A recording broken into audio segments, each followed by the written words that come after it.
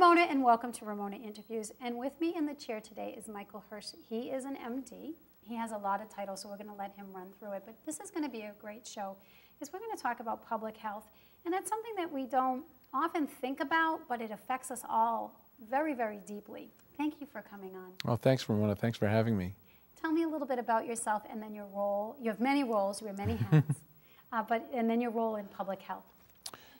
So yes, I'm a doctor, like you said. I'm actually a pediatric surgeon with a particular interest in trauma surgery, which then got me involved in injury prevention. And I was very involved in the city doing injury prevention work, and I think that got me noticed by the city manager.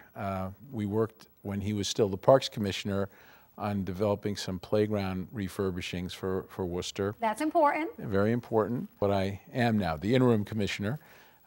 We're kind of doing an audition, I guess. It'll be a year next month, and I'll find out, I guess, in the next year whether they'll make it permanent and whether I'm going to make it permanent. I wear a lot of hats, as you mentioned, besides running the trauma center for kids at the UMass campus near the lake.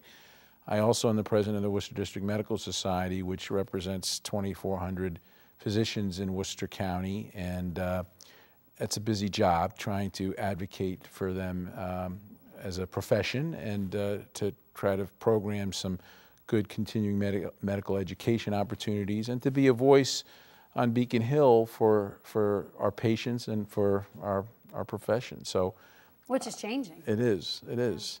So I joined the Department of Public Health at a critical time because of really what had happened in the budget crisis of 2008-2009. The Department of Public Health had gone from a division that had over 120 employees down to just 10. Wow. So when you make those kind of cuts, it was a very painful process for all of the leadership in the city. We were going to have to redesign the department with a mission and a vision that really was going to direct how we moved forward. We had to be leaner, smarter, and take advantage of the resources that were already in the city.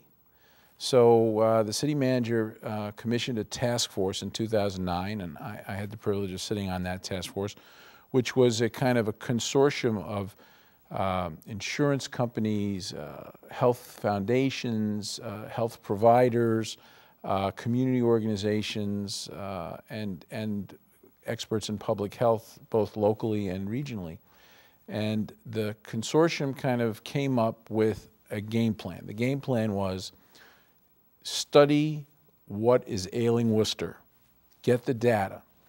Once we get the data, craft a improvement plan based on that data. This CHIP program, it was broken up into five priorities. So can we start with the first one, which was healthy eating and active living? That might bring us back to that playground. That's right. That's right. So these areas of prioritization are exactly in the order that the data crunched out to. This was the one that rose to the top of people's concerns. Because of the obesity and overweight data that we were getting from the schools and from all of the clinics in the area that provided us with data, we know that just like every other community in America, Worcester is suffering from this obesity crisis. And the ways around it are better food choices and better activities. As we'll talk about, all five of these priority areas interlink so much because I'll give you an example. I've always been very involved with helping to refurbish playgrounds because I think that's really the work of a child, is to play. And I don't think we encourage enough play that's kind of open-ended and imaginative. There's so much now that's, video directed, and even Legos, which used to be very amorphous, you could build anything with them. Now you have to build just what the box says, So play is great if it's done in a safe environment, and we heard from the community over the summer Sure, I'd love to get my child to play, but I'm worried about his safety out there. So here's the violence component, which is one of our areas in the CHIP, affecting priority area number 1. The other thing that we learned, and I wish I was smart enough to have predicted this kind of response, but when we start getting some of the responses back, like, sure, I would love to keep my child eating healthier, but I want them to be active. So I go out and watch them while they play because I don't feel that they're safe outside. Then I don't have time to cook a good meal. So what's my answer is fast food. And those fast food things we know are laden with calories and not the right kind. So all of this is very interdependent. So what we're going to be doing with that priority area is looking to find access to level the playing field as far as getting, I guess the hot term now is food deserts out of Worcester. There are areas in Worcester where you can have access to healthy eating as easily as other areas.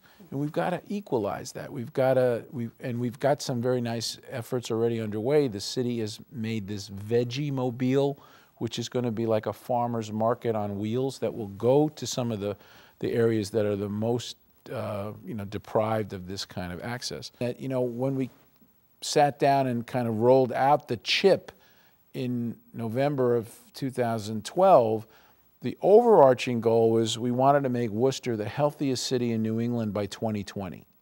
So the clock is ticking now. We have 7 years. We're going to do at least a yearly report, and our hope is that by 2015, like 4 years into this, 3 years into this, that we will also be applying to make Worcester a federally accredited health district. Now, part of the city manager's task force, again, from 2009, put the impetus on us to also kind of not be duplicative in terms of all of the towns around Worcester have very similar efforts. Do they each need a public health department and a board of health? I mean, we already have, with home rule in Massachusetts, over 150 police departments and 150 fire departments. And, I'm all for rugged individualists and being proudful of your town, but there is a lot of duplication of services. So we didn't want to do that on the health side. So again, Derek Brindisi gets all the credit here. He pounded the pavement, and we have 5 towns now that are in our health district. Shrewsbury, Leicester, Millbury, Holden, and West Boylston. And we're in preliminary talks with 2 or 3 others. And what we've been able to do is, from the central Mead Street location of our headquarters of the Department of Public Health, we have been providing the local services with local people. I mean, we hire people from the towns, but they're on the city payroll, and we coordinate their efforts so that I think we'll have a much bigger impact. And I think the great thing about this is that the towns begin to understand that, it's not like, oh, that's Worcester's problem. Yeah, it's not a city thing. Right? Because the area number 2 that you mentioned is, the mental health and also substance and tobacco abuse. And there is a steady stream of interrelationship, unfortunately, with the drug problems, whether it's town folk getting opioid prescriptions that they then get, unfortunately, addicted to, and find that it's much more expensive an addiction to have it for the pills than it is to switch to heroin, which is cheaper, believe it or not. So they're coming into Worcester to get their heroin.